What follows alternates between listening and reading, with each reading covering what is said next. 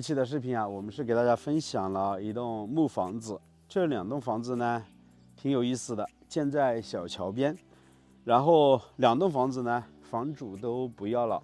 他们说啊，在这边的交通实在太不便利了。然后呢，就相约到城边买了地皮，新建了房子。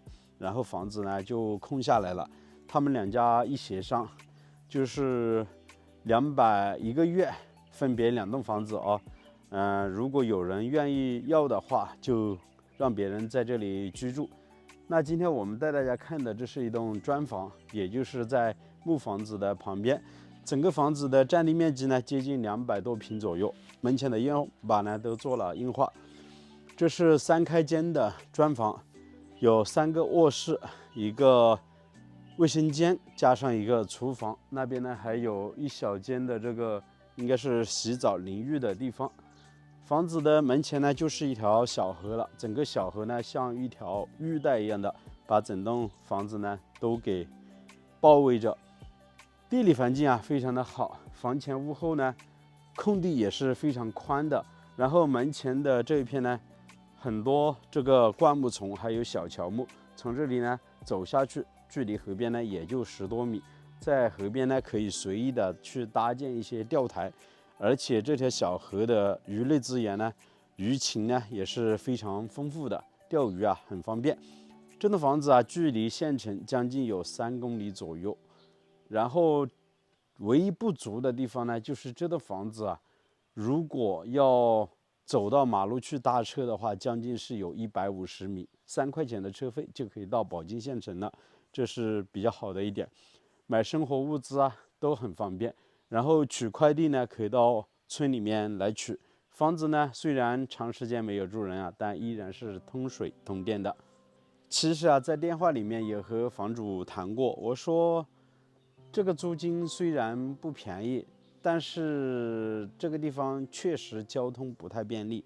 如果你愿意的话，愿不愿意几万块钱一起打包转给别人呢？房主也说了，这个是可以考虑的。如果价格合适的话，自己留着也没什么用，毕竟以后呢也不会回来了。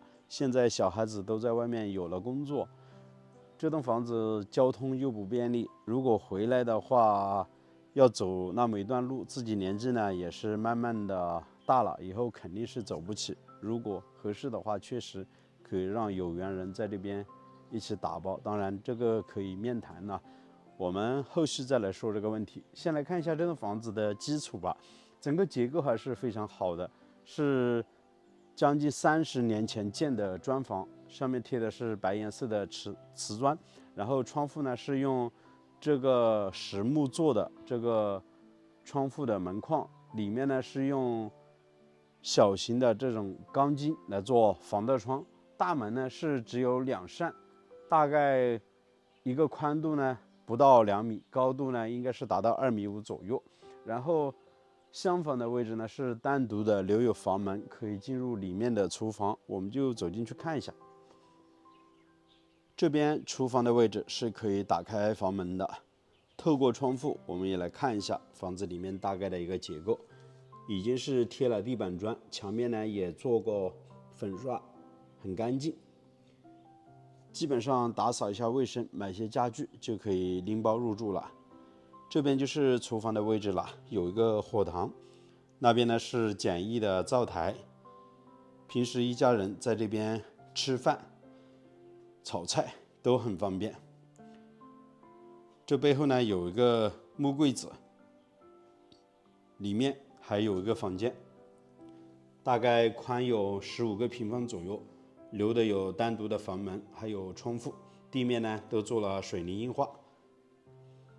这栋房子结构是真的挺好的，基本上把它租下来的话，不用花过多的一个费用去改造房子，相当于就是直接拎包入住吧。院子没有多大，但是很安静。其实坐在院子可以听到水流的声音，那边呢应该是有一座小瀑布。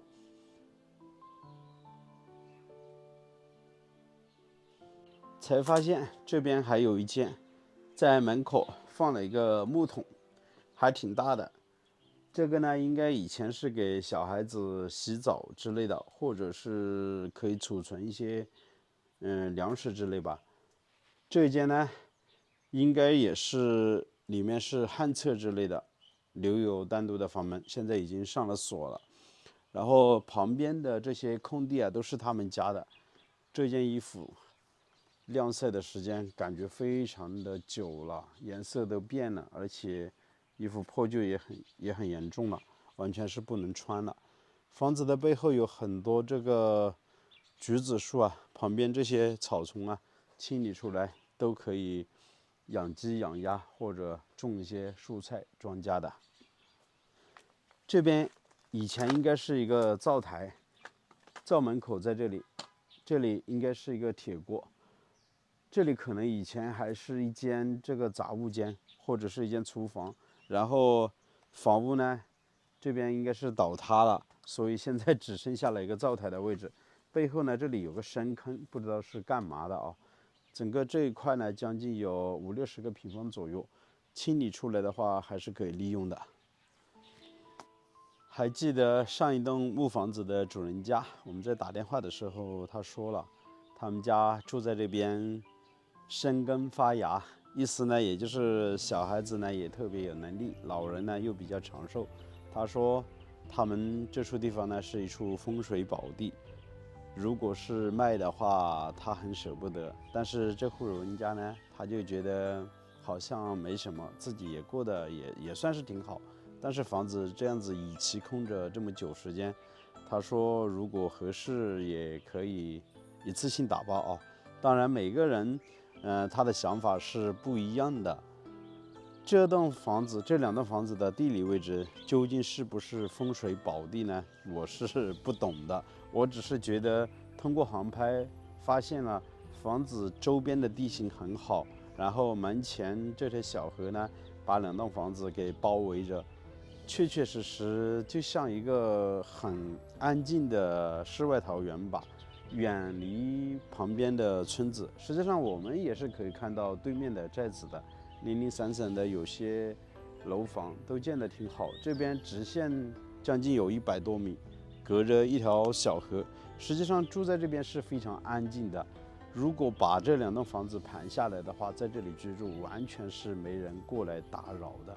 然后这里的生活成本也是非常低，虽然我没有发现房子周边有稻田可以耕种，但是土地很宽。